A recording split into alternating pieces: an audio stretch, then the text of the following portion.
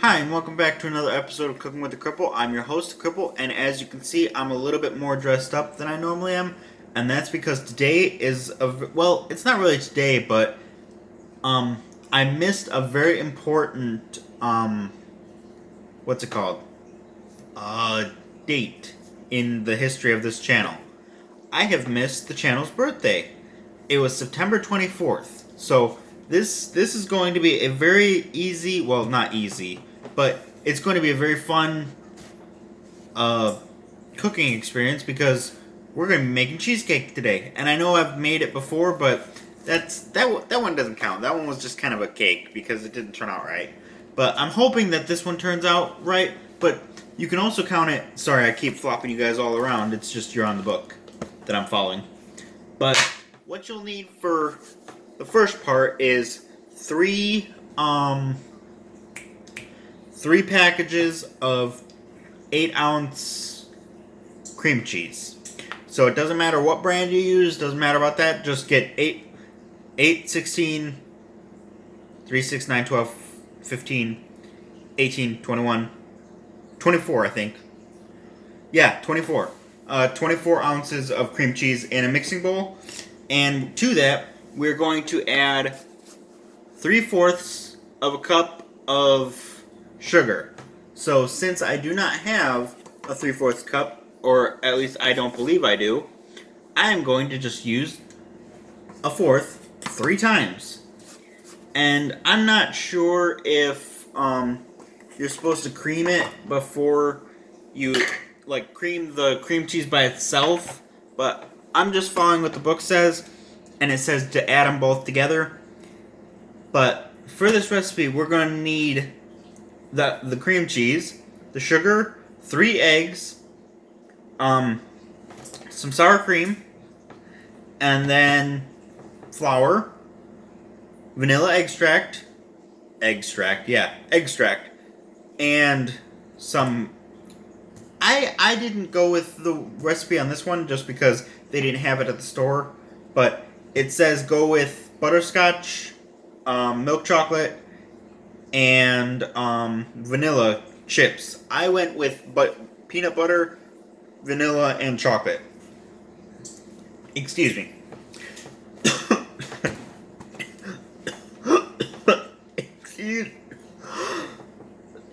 Excuse me, I swallowed wrong. But now you guys can see what it looks like when I die. But so I'm just gonna go ahead and start mixing this, and then while that's mixing, preheat your oven to 350. So we're gonna do that, and I'm gonna let this sit for 20 minutes. So I will see you guys in 20 minutes. I've been mixing this for about 5 minutes, and it's looking pretty good. So I think that we don't need to do the whole 20 minutes thing. I think that's just for my specialty cookies, which I had recently. They taste pretty good. But excuse me. So I'm gonna mix this for another 5-minute burst, just because I want to make sure that it's, you know. Oh, sorry. My head's bouncing around all over the place because it's 2 o'clock in the morning. Because some person down the road decided to shoot off fireworks, and yeah, they just quit like 30 minutes ago. And I also forgot sour cream, so that's why it was 30 minutes ago versus, that's why I'm 30 minutes late versus right now, versus 30 minutes ago, I mean. But so I'm gonna mix this for 5 more minutes. But here's what I forgot to say. You want to make sure that your cream cheese is room temperature, so you're going to want to leave it out for, I don't know, about maybe an hour. I didn't really time how long it took for my cream cheese to get room temperature, but you want it to be softened, which in my mind just says room temperature. So I'm going to mix this, and then we're going to go on to step 2.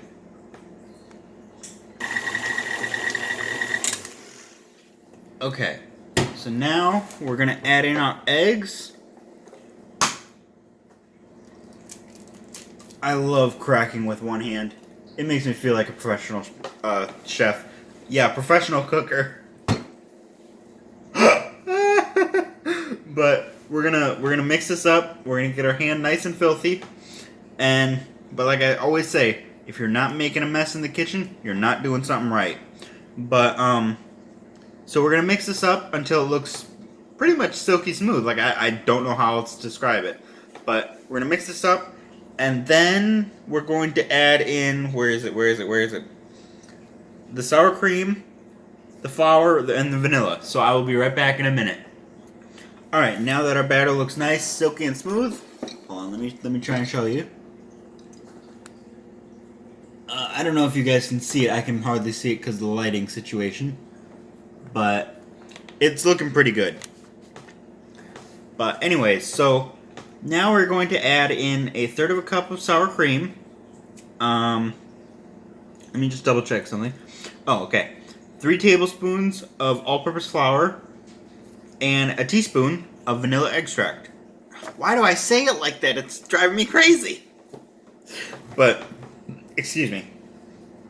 While this is mixing, we are going to take a cup of each chip and we're going to give it a minute in the microwave, but we're not going to do it full blast because you're going to end up burning the chips. Because, okay, see how they're laid out like that? These ones will get nice and cooked, while the ones in the middle won't get cooked at all. So you want to cook it for a minute total, but you want to stop every 15 to 20 seconds and stir it with a big spoon, little spoon, whatever you're comfortable with. So I'm going to go do that, and then we'll progress on to the next thing. Or no, I'm sorry. I completely forgot what I was doing. We're going to add in the remainder of what I need to add in, and then we're going to progress to the next step. So put those off to the side for right now. And what you need to do is you need to get out. First of all, you need to kill yourself trying to get this thing open. Okay, there we go. And there we go. Nice new thing of sour cream. And we're going to use 1/3 cup. And then, try not to make a mess. We're going to add that in. And then, I always add just a little bit more. Oh, that's too much. Too much. I always add in just a little bit more because not all of it makes it into the mixer. It gets stuck, as you can see. Well, that's because I set it down, but as you can see, it gets stuck on the cup. So I always tend to add a little bit more, maybe 1/4 of what you originally added in, and then yeah, you're golden. And then we need to add in 3 tablespoons of all-purpose flour and a teaspoon of vanilla extract. And I will be right back. Oh, and another thing, you'll often see me doing stuff like this, like basically playing with the flour. I'm not playing with it, I'm getting it nice and fluffy, because you never want to jam whatever you're working, like you never want to pack it down, because then it just doesn't work right. So you want to always like scrape it, I guess, if it is packed down, but you want to make sure that it stays nice, airy, and fluffy. Use a straight edge, and just gently, well, first of all, wrap it a little bit, meaning tap whatever you're using, and then just whoosh. So that's one. And then we're going to do 2 more. And then the vanilla. So that's 2. A little bit more never hurt. But, so that's the flour. And then we are moving on to the vanilla extract, which is right here. Yep, vanilla extract. So we're going to add a teaspoon. That was a tablespoon, 3 tablespoons, like I said before. We're going to add a teaspoon, if it doesn't spit all over me. I actually happen to like this shirt. Thank you very much, vanilla extract. But here we go. And you always want to make sure to do it over the bowl. I just didn't because it's got this nice little, hold on. This particular bottle has a nice little squisher thingy. I don't know what you want to call that lip thing. but it makes it so much easier to get precise droplets versus just going, uh. So I'm gonna mix this up, and I will get back to you. Oh, actually no, I'm gonna mix this, but I'm also gonna take a few minutes to melt our chips. So I will be right back. Okay, so basically by the end of this, you want, I don't know, I probably shouldn't have started with the black ones, but oops. But basically by the end of it, you want it to look like that. I don't know if you can see into the bowl with my new lighting setup, which by the way, how do you guys like? But you want it to be semi-stirrable, but not one giant mass of chocolate either. You want it to be kind of stringy like this. There you go. You want that stringiness. So this is perfect, and then I'm going to go do the other two. So I will be right back. And like I said, 20-second intervals, and then you stop it, take it out of the microwave, stir it. Stop it, take it out of the microwave, stir it. 3 times total. Okay, so I did the white ones next, and you want it to, basically, you want to stir out the heat, and this is basically what you want. You want it to be able to stir it, and there you go. But I've got one more to do, and I've got to stir these a little bit more. I didn't realize that, but we're learning together, so just got to stir. And the reason why the bowl is getting hot is because the chips themselves are actually very, very hot. So when you melt them and you stir, it creates this weird thing where the bowl just suddenly gets hot. So these are done, these are done. Now finally, the peanut butter ones. Which, wow, that feels so weird, touching a cold bowl after working with hot bowls. So I will be right back. I'm just checking the time. Okay. Alright, so next, you're going to need to get rid of the spoons that you used to stir these with, just because I like to use new stuff. But what we're going to do next is we're going to take 1 1/3 cup of the batter, and we're going to put it into our bowls that we made with the excuse me, but I'm gonna go wash my hands. But what we're basically gonna do is take this, put it into these, and then we're gonna stir them up. So I'm gonna be right back. I'm gonna wash my hands again, and I'll be right back. Because every time you touch your face, you should go wash your hands. Oh, and just really quickly, the way you make the crust. Oh wait, no, I've showed you guys how to make the crust. You just make it the way that I made the pumpkin pie, I believe. You just add in graham crackers or your choice of cracker or cookie, whatever, and then you just melt some butter and then mix it up. And there you go. But this one's going to be really good because it's a chocolate crumble crust, I think it's called. Chocolate crumb crust. I had the crumb right. I just added the LE. But, so we're going to take 1 1/3 of this batter right here that we've just been making. Boom. We're going to pour it into here. Oh, and the reason why I don't have the crust out right now is because it has been chilling for the last however long I've been making this in the refrigerator. So, that's the reason why. But I might as well just go ahead and do it in stages. There we go. The vanilla's done. Just so that way that doesn't happen. Darn it. Alright, I guess that one's going to be the vanilla one. But, anyways, we're going to use, and notice, I'm not using that finger anymore. But, I'll go wash my hands again. I'll be right back. Alright, so now that we've got our 1/3 of a cup in there, let me just double check. 1 1/3, yep. So now we just got to do the one. That's the reason why I did all of them at the same time. So, I hope I have enough. This is massive. But that is 1 for the pumpkin, or no, peanut butter. Sorry, I'm thinking of pumpkin pie now. I'm making a dessert. I'm thinking about another dessert. But we're just going to do this in stages, and then I will show you what to do next. So once I get this all poured out, I will be right back, because I got to get the crust.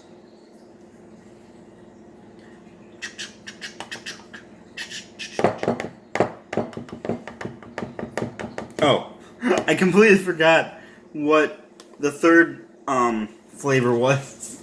I was like, I have chocolate and peanut butter here. That's why I looked confused for a second.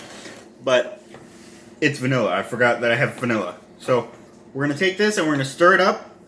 And then we are going to pour it into this order. Well, this is the order that I'm going to pour it in because it makes it look like the picture.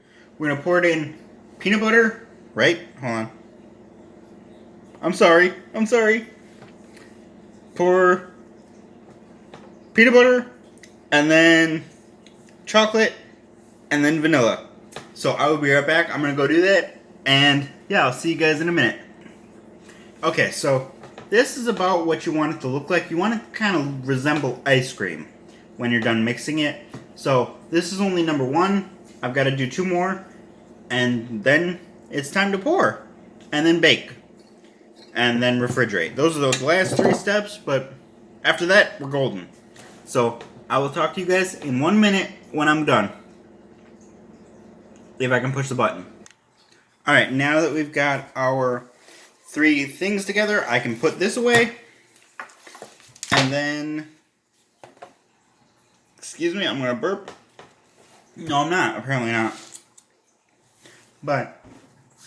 if you have any leftovers in terms of, you know, the actual, like, cream cheese and stuff, save that because, I'm sorry, I just realized that I left the measuring cup there. But save that because you can just make a plain cheesecake for those who don't like flavoring on their cheesecake. So, you're going to, we're going to go get our, crust. So, I will be right back. Alright, so I'm going to angle you guys down. What's in the way? Oh, get that out of the way. And then, okay. So, basically in this exact order, get that off the table. But, basically in this exact order, there we go. There we go. Basically in this exact order, from here to here, we're gonna just fill them out. And since I made the crust by myself, well, I didn't buy a pre-bought, crust or have a springform pan, I can only put so much of this on each. So if you're making it with a springform pan, which is one of those pans that sits like this and then it, you know, springs away. That's why it's called that. Excuse me. There, it finally came out. But since I don't have one of those, I can only work with so much room. So I'm going to add about... I don't like working with peanut butter because it's so sticky. But I'm going to just basically play it by ear, essentially. I know that that's funny, but we're just going to play it however it goes. So I think that's about good for that portion. And then we're going to put another side. Oh, I'm basically going to use the whole thing. So I'll be back. I'm going to go do this, and then I'll be back. We're going to do some baking, and then I'm going to let this sit for 4 hours. Or 3, I don't know how long it was. I think it's 3. It is in fact 3 hours. So we're going to let this chill out for 3 hours after we bake it. So I'm going to get done with this because I've got a long wait ahead of me before I taste test. So I will see you guys in approximately 4 hours because this has to have time to bake and then chill. So I'll see you guys in about 4 hours. Okay, so what I'm learning is when you're trying to decorate something, you want to dollop it in the middle and kind of pull towards yourself and to whichever hand you're dominant with. So if I was left-handed, it would be towards my left. But since I'm right-handed, it's towards my right. And you want to just keep spinning the bowl or pedestal, what's it called? Lazy Susan. And just keep going round and round. And that way you get a much more even spread, I guess is the word I'm looking for. So I'm going to finish up here, and then we're going to pop this in the oven for an hour. Just because whenever it says, 55 minutes to an hour, I always overshoot it just because I would much rather have burnt stuff versus not cooked enough. Because I've been sick of not cooked enough food. So I guess I'm just paranoid. But so I'm going to finish this up, and I will talk to you guys in an hour. I have to say, guys, that I am pretty proud of this cheesecake, of how it's turned out so far. And I'm like 99.99999% sure that means everything's gonna go wrong. But, so we're gonna put this in for, I believe it's 350 for 1 hour. Let me just double check. I will be right back. Okay, so I've double checked, and it is in fact 350 for 1 hour, so I will see you guys in an hour. Alright, so I'm just giving you guys an update. We have just under 2 hours left to go, and then it's plating time. But I just want to say something really fast, just because I feel like it needs to be said.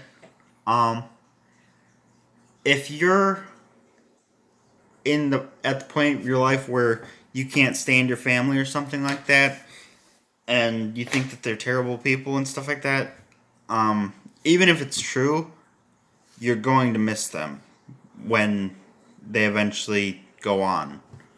So don't constantly be thinking about the negatives. Think about the positives of your life, and just be happy, because once life is gone, it's gone.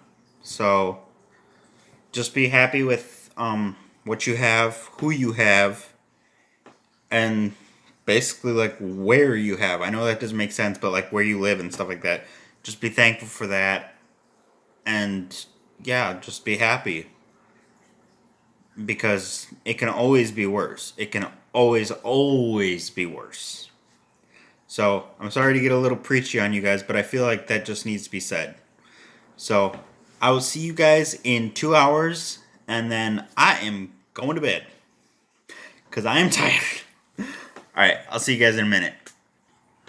Alright, the moment you guys have all been waiting for, it is now 4 or 5 hours later, and check out that cheesecake. It got a little crispy on top, but I think that's just because I don't know how to do the baking part. I know how to do a no-bake cheesecake. Well, I think I do. I haven't done one yet, but anyways, let's check it out.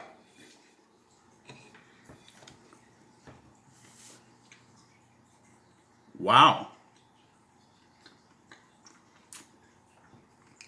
That is very delicious.